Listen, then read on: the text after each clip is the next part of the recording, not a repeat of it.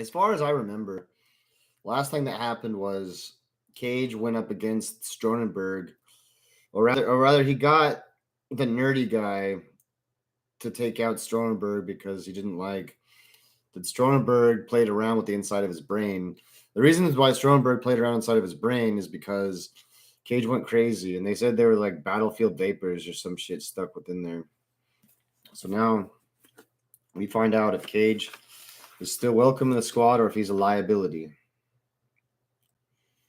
The colonel watches impassively as we file into the briefing auditorium, standing behind the model of the Tau battle dome, arms crossed. We stand to attention by the lowest bench and wait for him. With a nod, he directs us to sit down and begins to pace back and forth across the dais, hands held behind his back. As you know, as you are no doubt aware, we left warp space yesterday, he announces, glancing at us from time to time as he strides to and fro. I had noticed that my warp dreams hadn't come last night, and I guess that was the reason.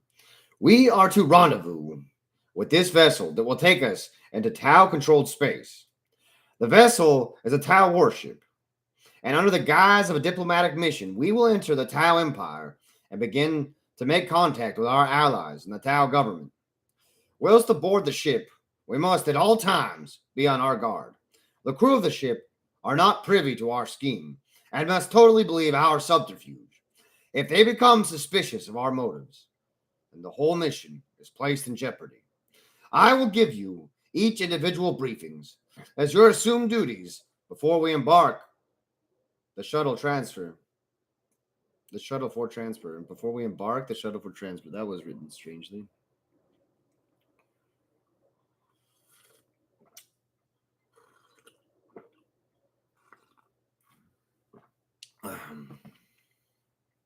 He paused for a moment, scratching his ear with a thoughtful expression, and then looking at us sternly.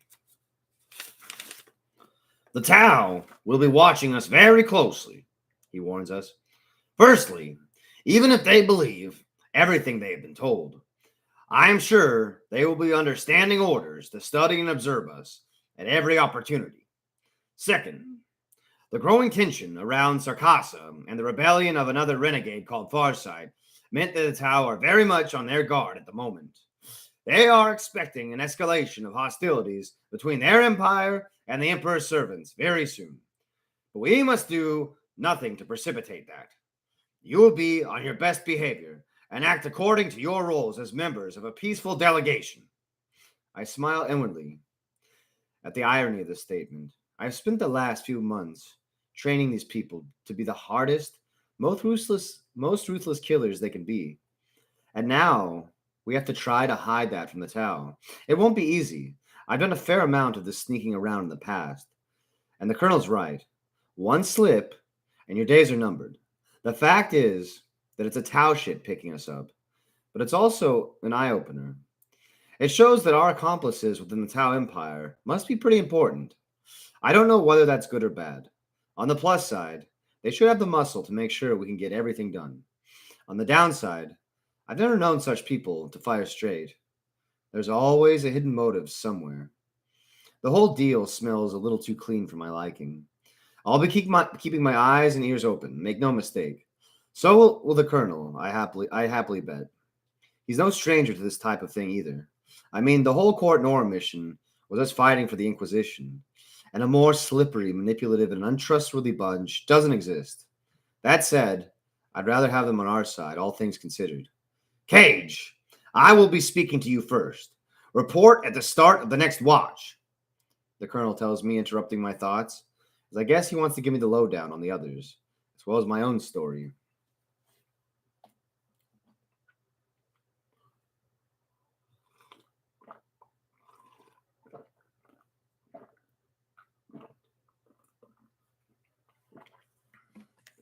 Bitter tea. I knock at the door and hear Schaefer call me in. As I step inside, I'm surprised to see two armsmen flanking the Colonel's desk. Eyeing them suspiciously, I step inside and close the door behind me. They look like standard armsmen, carrying shotguns and wearing their black uniforms and dark visored helmets. I have no idea why they are here. The colonel seems to read my thoughts. They are here to make sure you do not do anything rash, he explains, glancing to his left and right and then looking back directly at me. Why would I do that, Colonel? I ask hesitantly, totally confused. You are not going on the mission, Kage, he tells me bluntly. Not going? I stammer, my mind whirling. I don't understand, sir. It is obvious that you are no longer mentally capable of performing the mission I have planned, he states coldly. Another episode, like the one in the training bay, could destroy any such cover story we may be traveling under. You are too much of a risk. No, this isn't right, I say back to him. I can do this better than the rest. You can't just get rid of me. I can, and I will, he says calmly. The penal colony destitution lies in the system we are meeting Matau. You will be transferred by shuttle to an intra-system vessel and be incarcerated there until such time as I need you again. You can't do this, I scream at him, taking a step forward. The armsmen take a protective step towards me, raising their shotguns, and I back off. You can't lock me up again. If I've got problems in my head, it's because of what you've done to me. You're the one who's been fragging with my brains for the last 3 years. I don't deserve this. I've worked fragging hard whipping that bunch out there into shape. Emperor, damn it, you know I could do this. And you know what going back to a cell is going to do to me. I have made my decision, Kage, he says sternly, standing up. Either you accompany these armsmen to the shuttle bay, or I will have them shoot you right here now. Which is it to be, Lieutenant? I stand there, my emotions swaying between murderous anger and crushing sorrow. How could he do this to me? How long has he intended this to happen? A thought strikes me, making the blood boil in my veins. You organized the meeting with the Tau and the penal colony system, I snarled at the colonel, pointing an accusing finger at him. You planned this all along. Dragged me along for the training and then dumped me. You ungrateful bastard. Don't you care at all? I never once said you were going to participate in the actual mission, the colonel replies evenly, like it's all the justification he needs. I bet you didn't, I hiss.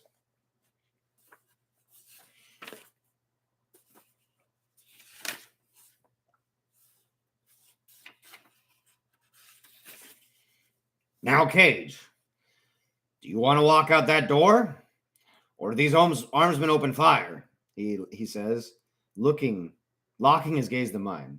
Without a word, I spin on my heel and slam open the door. I turn back just before I'm outside. This mission will fail, I tell him slowly. It will fail because I'm not there to pull you out of the fire. And not one of the scum that'll be with you gives a damn. The armsmen swiftly follow me out as I stalk down the corridor. The anger is welling up inside of me. I want to lash out. I want to hit someone, something. What I really want is the colonel's throat in my grip as I squeeze the last breath out of him. The desire to kill burns through me. I'm actually gnashing my teeth in frustration. It's all I can think about. Every muscle in my body is tensed. 6 months, I was in that cell. Another 3 months, I've been on this ship, sweating blood to train that team. And for what? To rot in another jail somewhere? To slowly go mad? To know that I was almost there fighting again, doing my part for the Emperor? And Schaefer just snatches it away from me. Just takes it away like he planned all along. He said he needed me, but that was just a lie, wasn't it? He didn't need me. I was just useful. I just saved him the hard work. Now that that's done, he doesn't give a damn. Doesn't care a bit that I'm going to end up clawing my own eyes out or smashing my brains out in a cell wall, cursing his name with my final breath.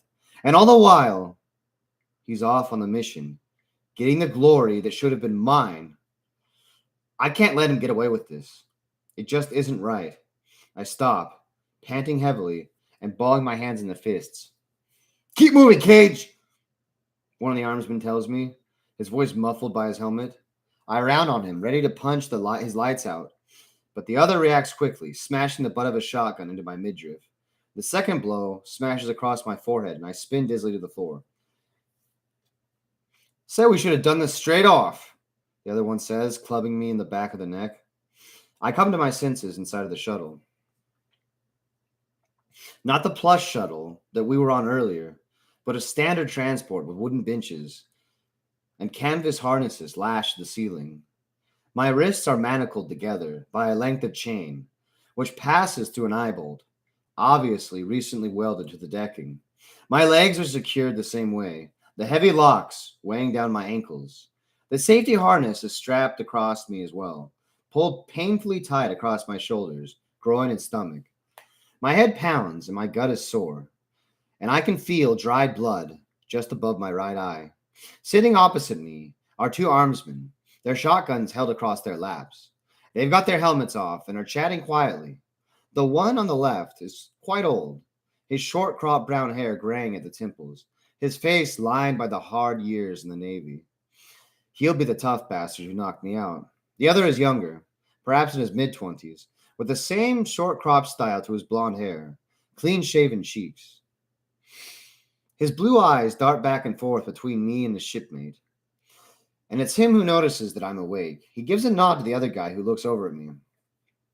"Awake now, prison boy," says the older one with a gruff laugh. "Should have come quietly, boy." I stare sullenly at him as he shrugs. I sit there in silence while they continue talking about their stupid little lives, my mind beginning to tick over. There's absolutely no way I'm going back to prison.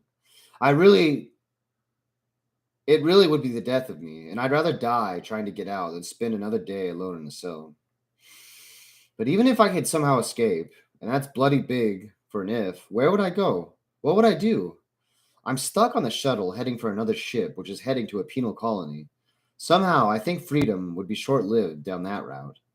And even if that wasn't the case, and I could go anywhere I wanted to, I still don't know what I would do. Go to an agro world and raise crops or grox herds? I don't think so. Become a preacher in the ecclesiarchy like my dead comrade Gappo? I reckon a month of listening to the monotonous drownings of some fat cardinal would be enough to make me want to crack some heads. I could hire myself out as a bodyguard, join some pirates perhaps, or maybe become a mercenary. That wouldn't be so bad in itself. But what would be the point? Hijacking freighters and kidnapping are low, even for me, especially since I should be on a mission that's vitally important to the defense of the Emperor's realm. Emperor, damn it. I saved an entire sector. I'm a fragging war hero by all rights. But now the colonel is just shipping me off and forgetting about me? My anger starts to rise again, thinking about the cold-heartedness of it all. The colonel betrayed me, good and simple. But there's a part of me, a part that's growing bigger and bigger the more I think about it, that says I should prove the colonel wrong. It's the same part that made me go back for him in Court Norham. I've never told him that I was just seconds away from leaving him to roast on that fireball. But he must have guessed as much. He's a shrewd character. But what thanks do I have? What thanks do I get for it? None at all. But it's not about getting things, is it? I knew he wouldn't be grateful when I did it, but I still did it. And it's not about being a hero. I'll leave that to the likes of Mercurius and Yarick and Studgeon Deathwalker. No, I'm not a hero. I'm just a soldier. That's the whole point, though, isn't it? I'm just a soldier. And the colonel isn't even giving me that. Well, damn it. I'll show him the kind of soldier he's created. A resolution begins to build inside me. A cold determination that's totally different from the burning anger I felt earlier. I'm going to prove to the colonel just how good a soldier I am, and just how valuable I am to him. A plan begins to form in my head.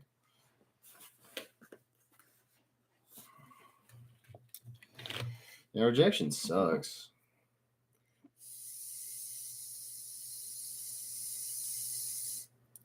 The worst part about rejection is knowing how good it could have been. But, like, the grass is always greener for sure. So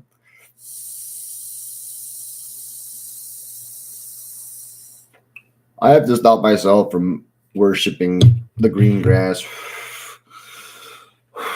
But instead, appreciate everything that I get to walk on. Because not everyone gets to walk.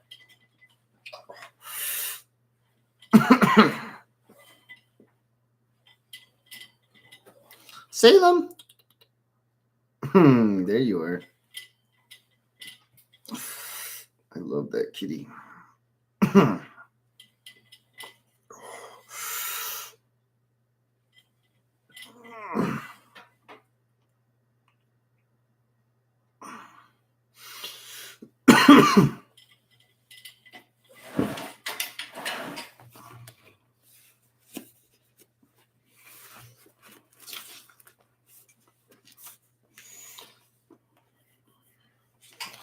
I've been awake for a couple of hours when the opportunity presents itself. I spent all that time going over what I have to do in my mind, using the techniques I learned in that cell. I focused my thoughts on every single part of the plan in turn, analyzing it, trying to see what will go wrong, coming up with answers to the questions that crop up in my mental dry run. There's still a few details which I have to improvise, but I figure if I can take over a shuttle and get it back to the laurels of glory and demand that the colonel takes me on his mission, he can't fail to see how good I am. So when the younger of the two armsmen pulls off his restraints and leaves the room, I put my plan into action. It'll be easier this way, I reckon. So at least that's a break to start with. Hey, Navy boy, I say to the older guy left. Your company's so dull you're driving your shipmates away? Shut your mouth, guardsman. He mutters back, trying to ignore me. You know, I once gutted an orc that looked a bit like you. I carry on with a laugh. Except the orc was bigger and better looking and smarter too.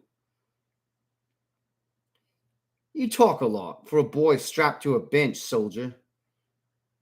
The armsman says threateningly. Perhaps I should just push your teeth in right now. Nah, I sneer back. You better wait for your friend to get back first. You'll need his help like he did back on the ship. I would have kicked your face in so far you'd be able to see out your ass. That gets the best reaction yet. His face going a livid red. Unless you want to be eating soup for the rest of your short, sorry life, you shut your damn mouth, boy, he shouts at me. I've heard about you Navy boys, I carry on relentless, smiling like an ether shark. You couldn't break wind, let alone my face. The only reason you made armsmen is that you enjoy slapping other men around. Happens a lot, I hear. Why, he's speechless now and tries to bait like a dream. And he rises the bait like a dream. He puts the shotgun to one side and unstraps himself before snatching it up again and stomping over to in front of me. He pulls back for a swing, but as it comes in, I sway to my left, avoiding it thanks to spending the last hour gradually loosening my harness. It clanks against the bulkhead behind me and jars his arms. There's enough play in the chain around my legs to get a good kick and behind his left knee, causing him to buckle. He stumbles forward. I grab the shotgun in both hands and ram it back into his face, smashing his nose to a pulp and loosening his grip on it. A quick twist crashes the butt into his cheeks and sends him tumbling to the deck. I stamp my foot on his neck to trap him there and wedge the barrel of the shotgun between my legs, up against the side of his face. Now all I have to do is wait. What's your name? I ask him conversationally, trying to avoid thinking too much about how hopeless the whole situation probably is. I keep the shotgun pressed to his face with one hand while I unstrap my harness. Frag you, he curses out of the corner of his mouth. Listen, I tell him, I really don't want to blow your brains out. And if you're smart, you'll just do what you're told. And you'll live to tell your shipmates about how Psycho Kage hijacked a shuttle you were on. You can leave out the part that has me overpowering you. while chained down if you like. You're really a funny guy. Do you know that? He replies sarcastically. No way are you going to take this shuttle. There's another 6 armsmen on board, plus the pilot and co pilot. You don't think I can do it? I say, giving him a prod with the shotgun. If you behave yourself, you might live to eat those words rather than a mouthful of shotgun shell. Killing me won't help you escape, he says defiantly. Not yet, but it would make me feel a hell of a lot better about myself, I laugh back. Just where do you think you're going to go with the shuttle, even if you do pull this off? He asks. I reckon he's talking to try to keep me distracted, so I humor him. Well, I figured on going back to the colonel and giving him another chance, I tell him with all seriousness. Huh, he sneers. Schaefer's going to have you shot as soon as he sets eyes on you. You're a hell of a lot dumber than even I thought. So dumb, I'm the one sitting here with the gun pointed at you, instead of the other way around, I point out, pressing down on his neck with my foot and smashing him. I really guess that puts you down far on the brain scale. You got lucky, that's all, he replies, meaning it.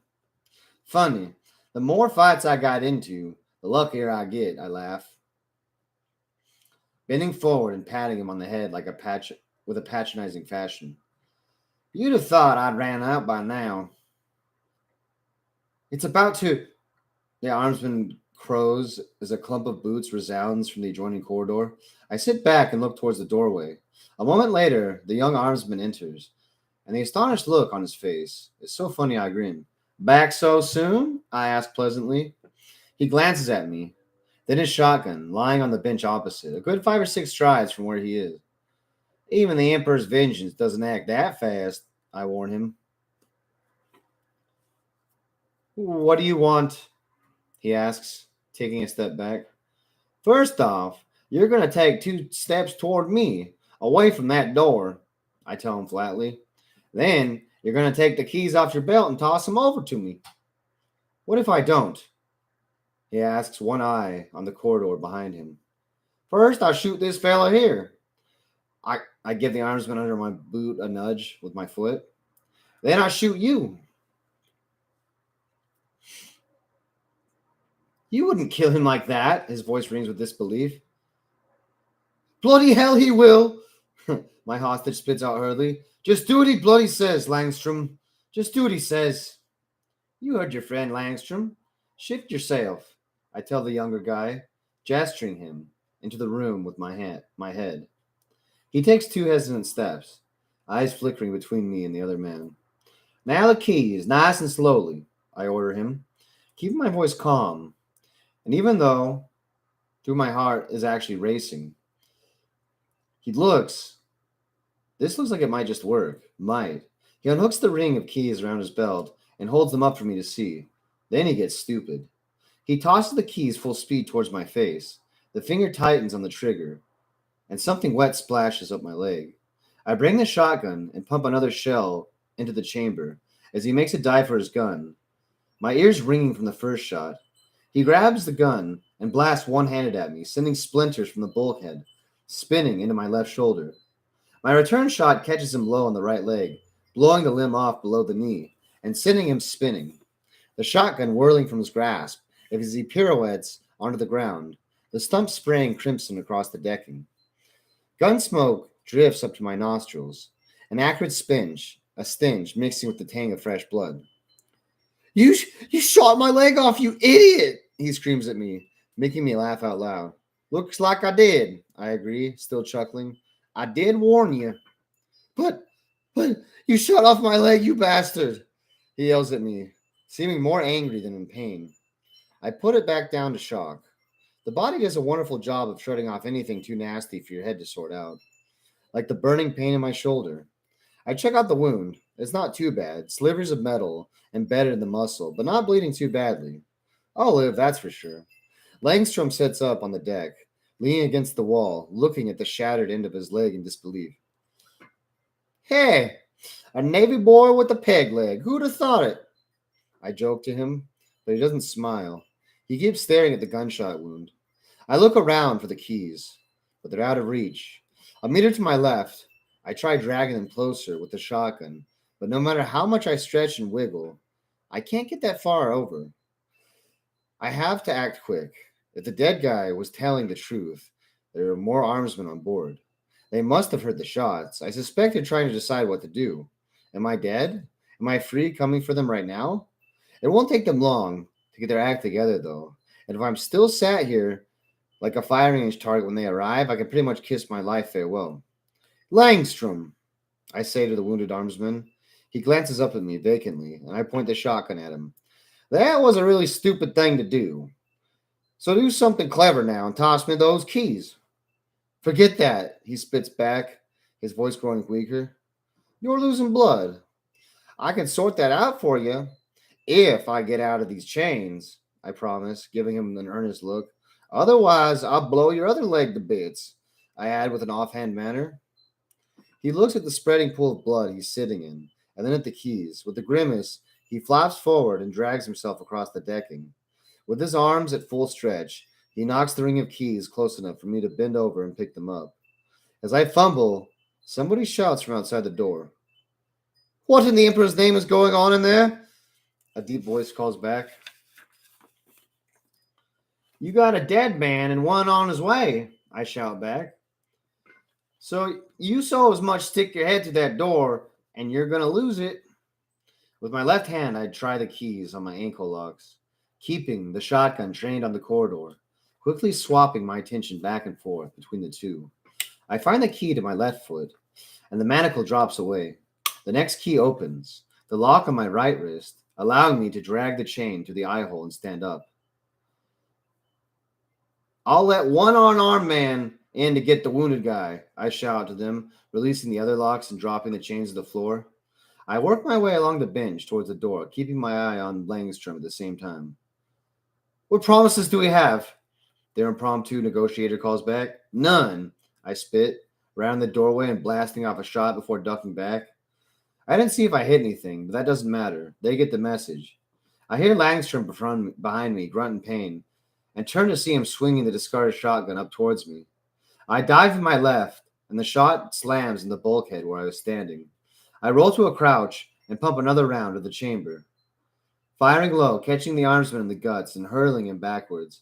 At that moment, someone else bursts to the doorway, firing on full auto with a shotgun, spraying bullets wildly at the far end of the room.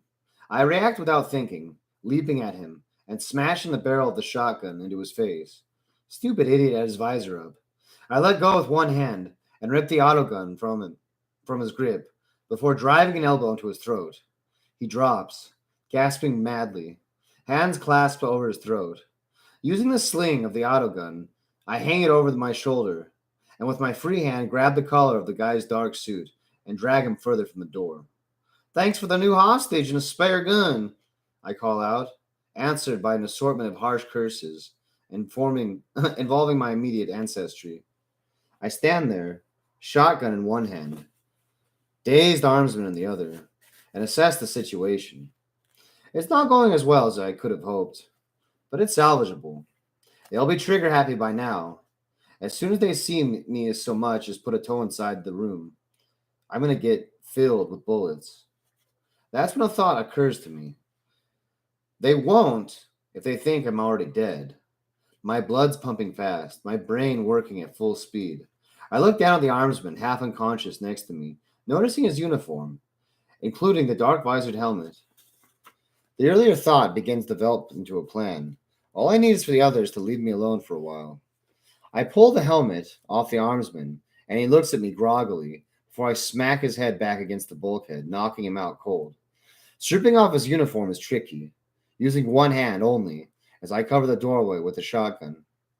But after much wrestling with his inert form, I have his clothes piled behind me. My uniform, complete with the last chance name tag, is next. I struggle to pull on his jumpsuit, and eventually have to leave the shotgun propped up against the wall, within easy reach. While I get dressed, I bundle his inert form into my uniform, a task as laborious as getting out of his own clothes. One eye on the corridor, all the while, just in case. I finished by putting on his helmet, turning Kage, the escaped prisoner, into Kage, the faceless armsman. I heft the guy up, a hand under each armpit, and then slam him hard against the wall, shouting incoherently as I do so. Holding him against the wall in one hand, I snatch up the autogun and put it against his chest. I pull the trigger for a quick burst, and then I let go. The bullet impacts, sending the ragged corpse flying out across the doorway.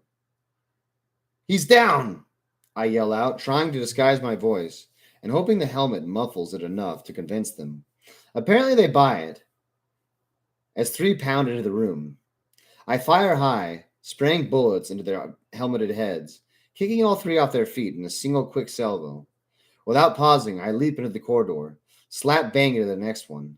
He gives a startled yell as my fist dives into his armored gut. He doubles over as I see another one behind him bringing up the shotgun, and I drop and roll, pulling the armsman down with me. He kicks as the blast hits him in the back and vomits blood over me. One-handed, I fire the autogun down the corridor and hear a cry of pain. Glancing over the armsman's corpse, I see the other guy, lent against the wall, red holes stitched across his chest and abdomen. I flick the autogun to single shot and walk up to him, casually putting a bullet through his face mask as I walk past. The corridor's short, about 5 meters, ending in the entry bay. The walls to either side of me unbroken, the engine housings behind them. The entry bay is open, and I can't see any movement beyond it. As far as I remember, across the docking hall is another room like the one I've just been in, with a doorway to the cockpit. This is where it's going to be really tricky. I need to get into the cockpit without getting killed and leaving either the pilot or his co-pilot alive. And there's another armsman or 2 somewhere. I feel pretty sure of that. I have to be on my toes, my whole body ready to react in an instant. The rush is great, I can tell you. There's no feeling like real combat. I take a step down the corridor and suddenly there's a stabbing pain right inside my head. I whirl around, trying to see if I've been hit, but I don't remember hearing a shot. The pain intensifies, making me cry out despite any effort not to, and dropping me to my knees. It's like a red-hot coal has been driven into my left eye, and it's smoldering through to my brain. Kneeling on the decking, my vision swims madly. The shuttle disappears, and I'm suddenly swept up by the feeling that there's someone standing over me. It's like there's a massive shadowy figure towering above me, intent on killing me. All around me are gunshots and explosions, battering my swirling senses. My heart stammers in my chest, needles of pain shooting through my head and eyes. I feel like vomiting, my stomach churning as the attack begins to subside, until I'm back on the shuttle, my whole body racked with pain. I kneel there for a few seconds, teeth clenched against the agony, trying to keep my eyes focused along the corridor. But my vision spins again for a moment. Then, as suddenly as it came, the pain disappears. Not even a dull ache left. Panic envelops me. What the hell is happening to me? Just what did those butchers do to my head while I was asleep? Blinking away the tears of pain from my eyes, I haul myself to my feet and stalk towards the landing bay.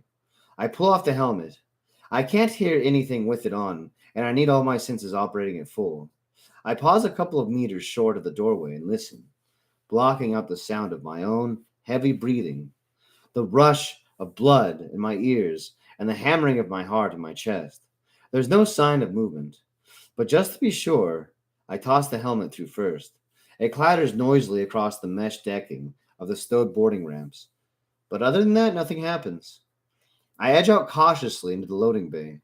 It's about 10 meters square, heavy exterior airlock gates either side. The door to the far room shut. No cover at all, and no other way through except that door, which they're bound to be covering. As I stand there pondering my options, an unwelcome thought occurs to me. I have no idea how long this shuttle is supposed to take. For all I know, we could be just minutes away from the penal ship and getting ready to dock. I have to take charge now, because once we're on board the other ship, there's going to be no way out. But how to do that? How can I get through the door and out to the other side in one piece. Even if they don't blast me straight off, I have to enter the far chamber some way or get to the pilots. I'm at a complete loss. I try to remember what I'd figured out earlier if this happened, but my mind has gone hazy. A throbbing pain has started in my head as well. Not like the sharp stabbing agony of earlier, but in its place, making it difficult to think straight. I sit down against the wall opposite the door, auto gun in my lap, and ready to go. But I can't wait them out.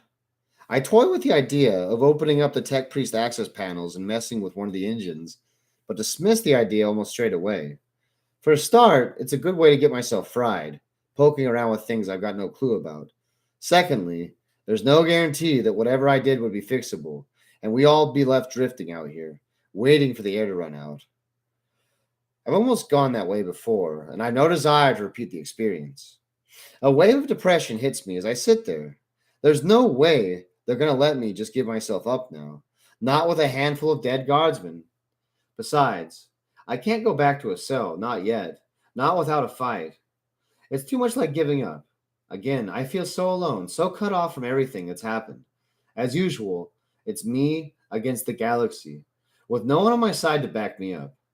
How in all that's holy did I get into this situation? The Emperor must surely have it in for me.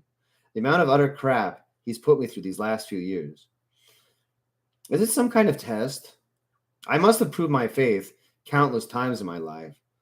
From when I first saw one of my family die to right now, fighting for the right to go on some completely mad suicide mission.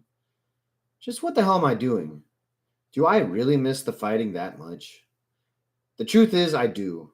I'm beginning to calm down from killing my guards. But it was such a good feeling, being right there in the thick of it. The sheer sense of achievement I felt as I pulled the trigger and watched them die instead of me. Emperor, it was exciting. I never feel like that any other time. Only when bullets are flying and my life is in the lap of the Emperor. Which is why I've got to keep fighting.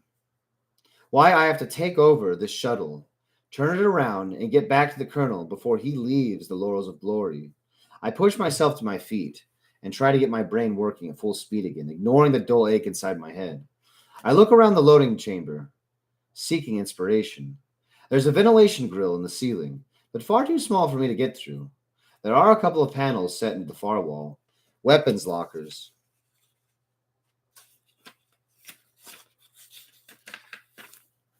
Perhaps I step over to the opposite wall to investigate. It's flush with the wall, so there's no handle, and there's only a keyhole, so I figure it's locked. I try to pry it open, but there's no give in it. Perhaps one of the armsmen was carrying a knife. I go back to the bodies to check this, but come up empty-handed. In total, I have 3 shotguns and 4 autoguns, with about 20 shotgun shells and 100 rounds of autogun ammo. I could try firing through the other door and hope I hit something, but it's quite thick. And even then, there's nothing to stop them from trying the same thing against me as soon as I open fire. No, brains rather than guns are going to sort this one out. I look around for anything else I might be able to use, and notice the safety harness with their metal buckles. If I rip them out, there's a makeshift rope there. What can I use a rope for? Well, opening the other door from a distance for a start. So I start thinking, one step at a time. I can get through the door without getting shot on the spot. So I have a fire corridor if I need it. There's no point starting a firefight through the door. They can just keep out of the way and wait to dock before calling in some help. For all I know, they've already called ahead to report something's wrong, and there's a welcome committee all ready and waiting for me. So I need something that will allow me to attack. I could just rush them, take them by surprise, and hope I shoot them first. That's too much like 50-50 odds for my liking. They could be waiting for that. So a distraction of some kind, perhaps? A fake hostage, maybe, I think. Looking at the scattering bodies around me. They'd be suspicious, though, and there's no telling whether they'd give a damn anyways. Is there some other way I could trick them? I doubt it. If I was them, I wouldn't be trusting anything right about now. And this fella, or that fella's, is the smart one. He stayed out of trouble, when the others dashed in. Maybe he's a coward then. Maybe I can cut a deal. Tell him to come quietly before he gets the same as his friends.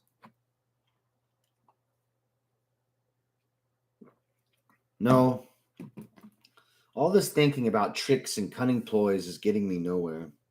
I need to come up with a way that's going to get me out,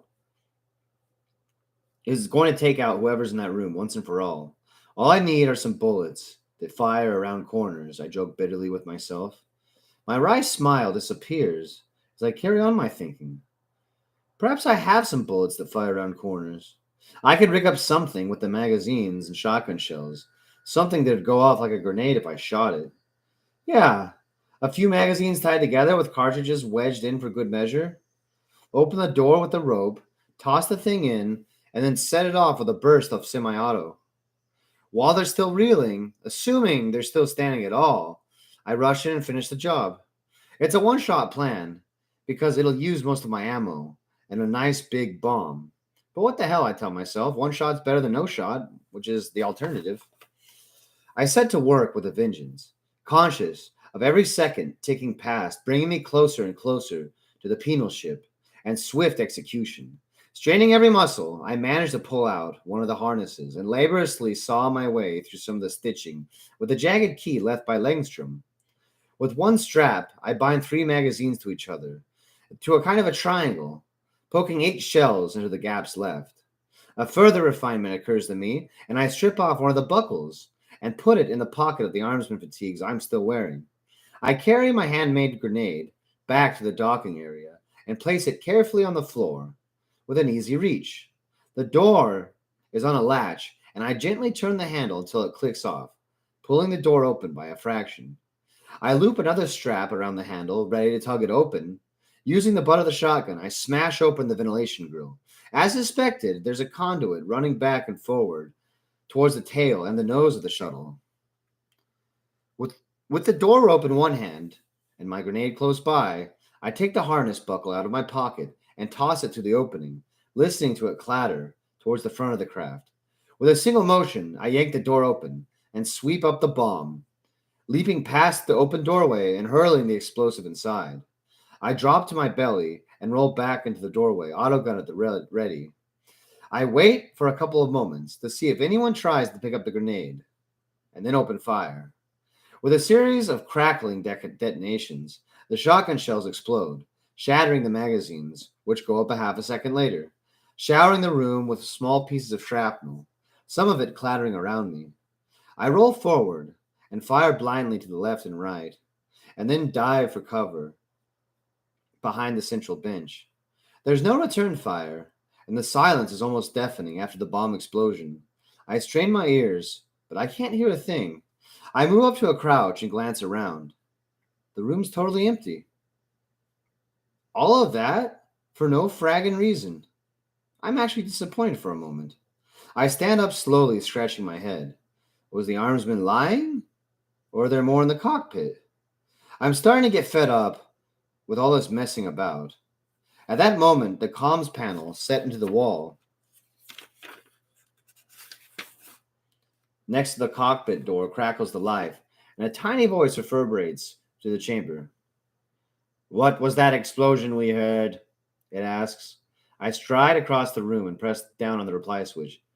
Yes, the prisoner rigged up some kind of bomb which went off, I tell them, smiling to myself. I need some help out here, cleaning up the mess. Who am I talking to? The man on the other side asks, suspicious. He's still alive, I think, I answer hurriedly. Give me a hand and stop asking stupid questions. He'll blow us all up. He's mad enough to do it. Right, the guy replies, the comm unit not masking the concern in his voice. A second or later, the door wheel to the cockpit spins, and it opens into the room hesitantly. I grab the edge and wrench it open, barreling through, ramming to the armsman on the other side, and smashing him to the deck. I smack him across the head with the butt of the autogun and look up. The pilot and his co-pilot are looking round at me, the backs of their seats, horrified. I point the gun casually at them. Change of plan, I tell them, stepping over the unconscious armsman towards them. Do exactly as I say, and everything will be fine. What are you going to do? The co pilot asks, eyes fearful. I'm not going to do anything, I say with a grin. But you're going to take this shuttle around and head back to the Laurels of Glory right now. But we're locked in our landing approach, argues the pilot, pointing out of the window. I look through the cockpit screen and see the penal ship pretty close now. It's long and gray, almost featureless, like you'd expect a prison ship to look. Now, that's not the sort of answer I'm looking to hear, I warn them, my smile disappearing. Abort the landing and turn around. If we break from the landing pattern, they'll know something is wrong, the co pilot informs me. They'll open fire. Well, give them a reason for turning around then, I reply in exasperation. Tell them one of the engines is in danger of going critical or something. They already know that you've broken free, the pilot admits heavily. We called that in over the comm a few minutes ago. If they think you've taken over the shuttle, they'll assume we're dead and they'll blast us to pieces. Then you better save your own hides too, I say menacingly, waving the gun at them to prove my point. Because if you try and land on that ship, I'll kill you both where you're sitting. The pilot looks at me and then at his co-pilot. He sags in his seat a little more and then turns back to the flight controls. He throws a few switches and then nods the co-pilot, who does the same on his end of the panel. There's a shrill tone sounding from the grill and the ceiling, and a yellow light begins to flash. The pilot glances at my annoyed expression and punches a few more keys, turning off the alarm. Another light begins to pulse in the middle of the controls. That's the comm, the co-pilot explains, leaning forward and pulling free a handset he holds up to his ear. They're asking why we disengaged the landing tracker. Sodom, I say harshly. Turn this crate around and hit the throttle. I'm going back to see the colonel. They will shoot us, the pilot warns me earnestly. You have to believe me. Then you better start praying that this little shuttle can dodge and weave like a fighter, I answer matter-of-factly. He scowls at me and then grabs the control column. The co-pilot makes some adjustments, and my ears catch a change in the sound of the engines vibrating through the whole shuttle. The pilot banks us to the left, the prison vessel sliding out of view, and then settles into a new course. The co-pilot ramps up the engines again, and the floor starts juddering underneath my boots. They're telling us to turn back to our original heading, or they'll open fire, wails the co-pilot, hand clamping the comm set near his ear. I stand there, saying nothing. A few seconds pass without a comment from either of them. Here it comes, mutters the co-pilot, dropping the headset and gripping the arms of his seat tightly. Something streaks past my field of vision, a tiny yellow spark that erupts into a massive plume of red a moment later. The pilot dives the shuttle underneath the plasma burst, swearing under his breath. Thrown backwards, I curse as my body smashes in the door wheel. They missed, says the co-pilot, relief and disbelief fighting within him. Just a warning shot across the bows, you idiot, I say to him, and he withers under my glare. Pay attention to flying this thing.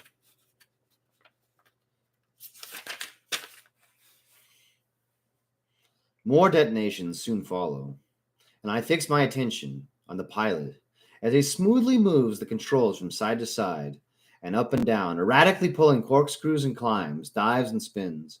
Suddenly the shuttle lurches and begins to shake, half a dozen red lights springing into life along the display at the same time as a klaxon begins sounding.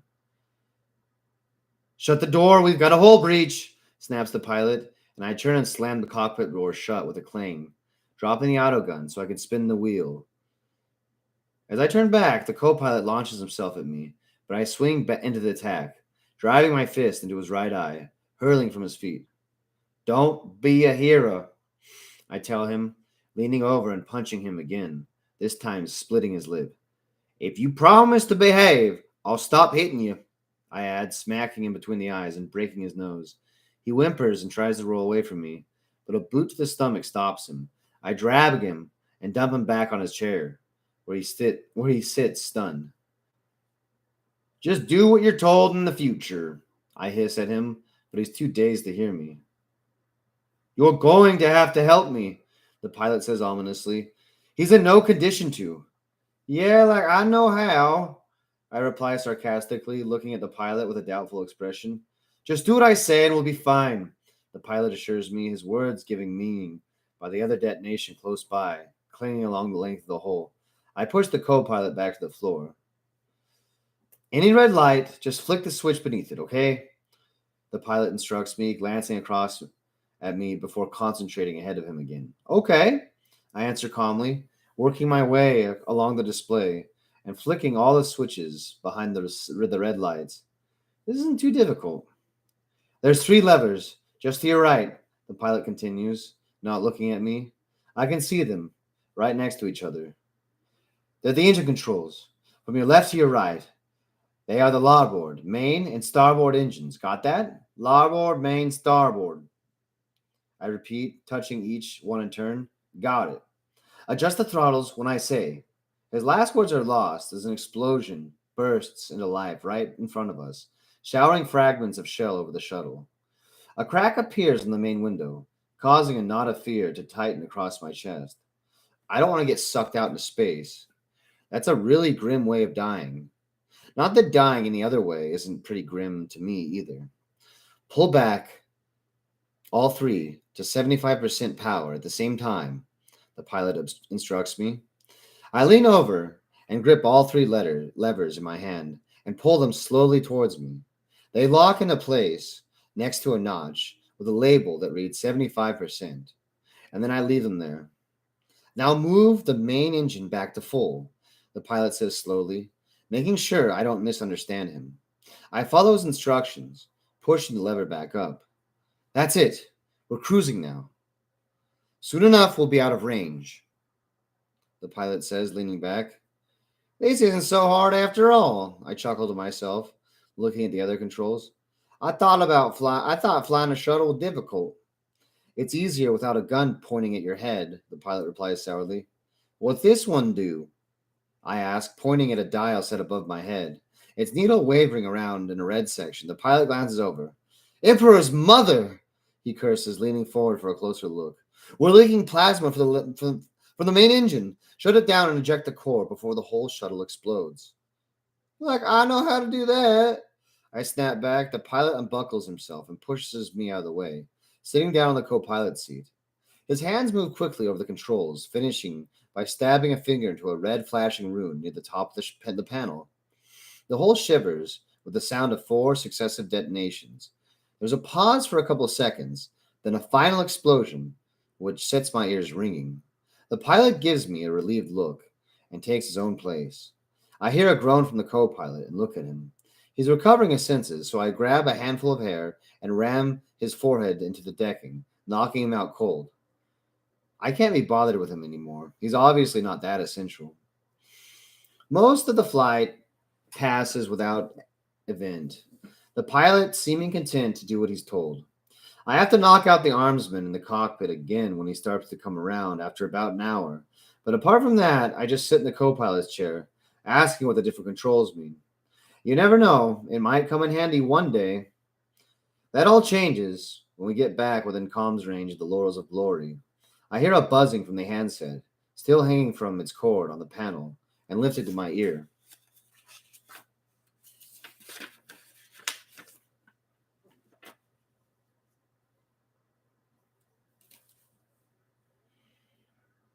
Alphrenon, this is Laurels of Glory.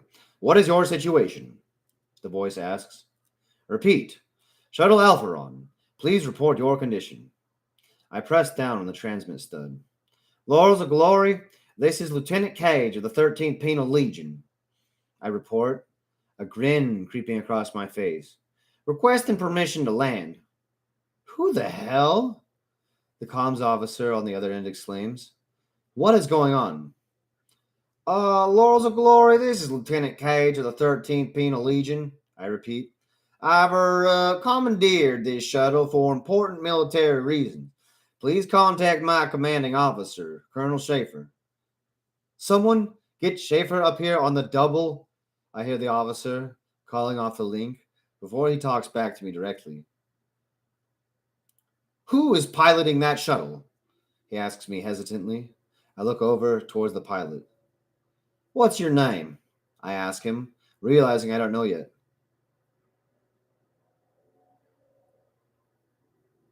Caradon. Lucas Caradon, he answers, looking confused. Pilot Caradon was in control with my assistance, I report back, giving the pilot a wink. We've suffered some damage, had to jettison the main engine. I glance over at Lucas, letting go of the transmit switch. Anything else they should know about? I ask, waving the link at him in explanation. Uh, Tell them we have a possible hull breach as well, he tells me after a moment's thought. We also have a hull breach, not sure where. I pass the message on, holding the link back to my mouth. Kage, just what the hell do you think you are doing? The colonel barks back at me, making me almost drop the comm set. I start to reply, but fall silent, confused suddenly. What am I doing? It all seems so perfectly clear. It all seemed so perfectly clear a few hours ago, but in all the excitement, I've kind of forgotten. Give me one good reason not to order the crew to destroy you and that shuttle, Schaefer continues, and I can hear the anger in his voice. Perhaps this wasn't such a good idea. I begin to think. Maybe I was being a little optimistic. Well, I've got 3 good reasons here in the cockpit with me, I reply, trying to keep the doubt from my voice, a little unsuccessfully. Plus, there may be some others still left alive. Allowing their shuttle to be taken over does not particularly endear them to me, Kage, he says heavily. Don't send me back to prison, Colonel, I suddenly blurt out. Take me with you. At least let us land and I'll explain everything. I will get you permission to land, but no other promises, he tells me, and I hear the comlink click off. The next half an hour is nerve-wracking. I sit there, making a few adjustments, as Lucas suggests, and I try to sort out my thoughts. The colonel doesn't sound too pleased, to put it lightly, and it's going to take some convincing. Plus, what's to say he won't shoot me on the spot as soon as I step off board? Actually, that's more likely than anything else. Still, I've got 3 hostages. Despite what the colonel says, that must give me some leverage. Well, if the Navy have anything to say about it, at least. If it was just up to the colonel, he'd sooner see them all dead than bargain with me, I reckon.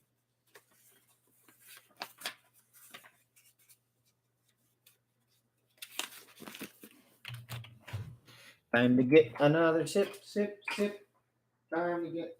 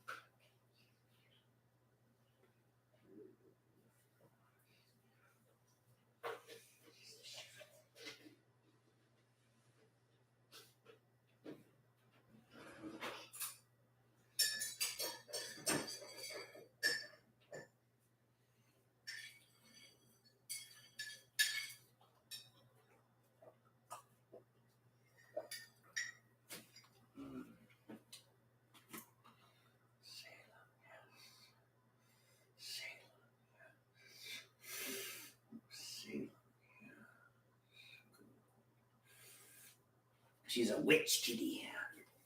She's a witch kitty.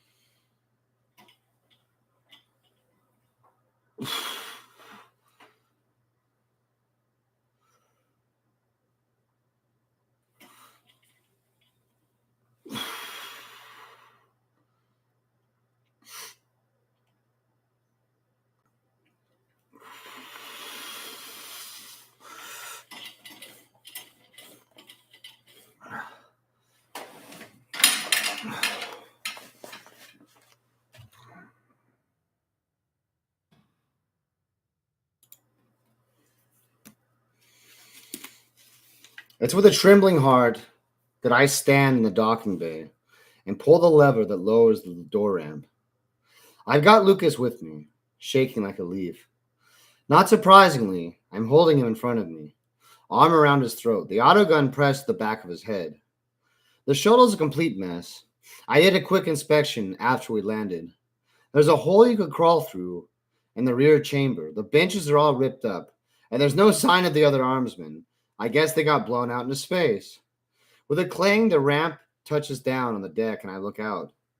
There's a line of 20 or more armsmen, all with shotguns. At their center stands the colonel and a couple of naval officers. I stand at the top of the ramp and stare back at them. Give yourself up, Kage, bellows the colonel. Otherwise, I will have you shot where you stand. I just want to talk to you, Colonel, I call back. Just listen to what I have to say. No deals, Kage, he answers curtly. Unhand that man and step out of the shuttle. Otherwise, I will give the order to fire. The two Navy guys exchange glances at that, but don't say anything. The colonel stares fixed at me, unwavering and hard as steel. I stand back there and stare at him. Aim, he commands. The armsmen follow the order, bringing up their weapons. Oh, frag, I curse, pushing Lucas forward and diving clear just as the colonel shouts the order. Lucas's ragged body is flung across the bay as I scramble into the aft seating chamber. For Emperor's sake, Colonel, I shout out, cradling the autogun to my chest. I'll kill all of them if you come in here after me, I swear. You're not going to kill anyone else, Lieutenant Kage. Oh, you're not going to kill anyone else, Lieutenant Kage, calls out a voice that sends a shiver down my spine. Step out where I can see you. It's the voice of a man I thought dead for the past year and a half. A man I left to die on a fireball that wiped out an entire city. A man who was absolutely no reason to still want me breathing. It's the voice of Inquisitor Oriel.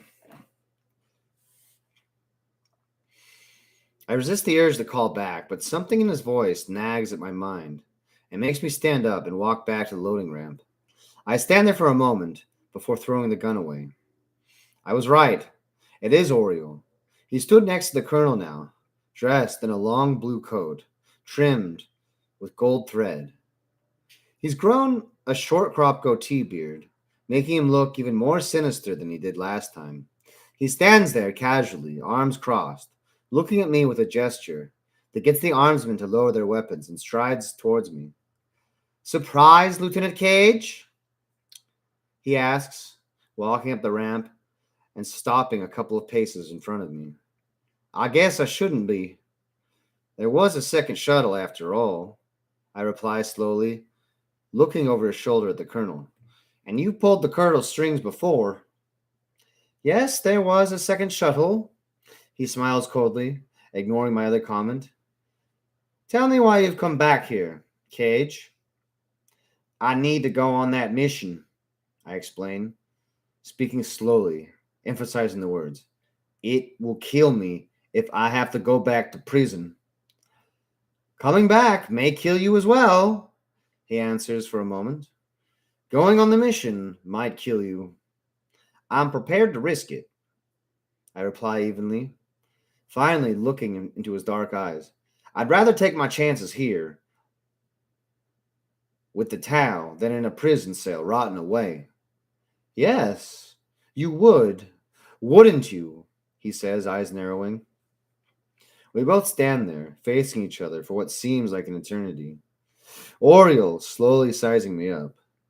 I'm convinced He's going to walk away and give the order to open fire, but he just stands there, watching me with those wise eyes of his, weighing his options. I say nothing, realizing now that there is nothing I could actually say.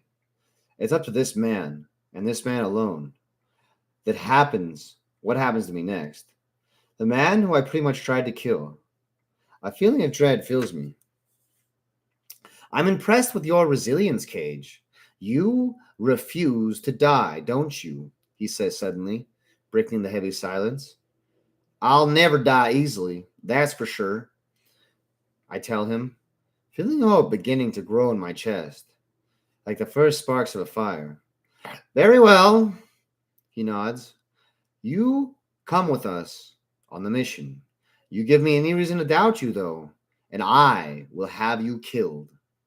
My reply is a sigh of relief and a wide grin.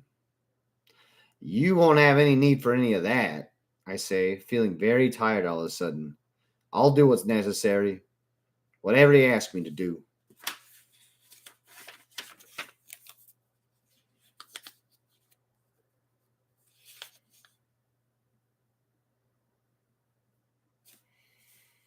Oriole sat in front of a low desk, a single candle guttering on a silver strand over his right shoulder. He pulled the deck of the Imperial Tarot cards from a small drawer concealed within the desk itself and fanned them out across the table. Each crystalline sliver glittered in the candlelight, making the holographic images impregnated into them dance and judder. Scooping them back together, he cut the deck into 3 piles, then into 6, before gathering the cards back together, following the prescribed ritual. He performed this twice more, muttering a prayer to the Emperor as he did so. He closed his eyes for a moment, focusing his thoughts and prayers on top of the cards. Opening his eyes again, he placed the top card in front of him. Above that, he placed the next, and then 2 more cards at right angles between them. He turned the top card over, end to end, away from himself, and looked at it. A stylized Grim Reaper, complete with skull face and black robes, swiped its long scythe at him. Death, he said aloud. Then he turned the right card over, revealing a swirling, gaping maw. The abyss, he stated to the galaxy in general. Another important part of the ritual. The left card turned to be a mini tentacled beast with eyes on stalks that wobbled around the hologram. The fiend. Lastly, with the briefest of hesitations, Oriole slowly revealed the card nearest to him. It was upside down, and the hollow picture was of an ornate-looking saber, slicked with blood. The blade, inverted. Oriole stroked his chin, and then looked at the cards, his eyebrows coming together in a slight frown of concern. Always death, and the blade inverted, he muttered to himself, picking up the blade card and examining it closely. I was right about you, Cage. I was right.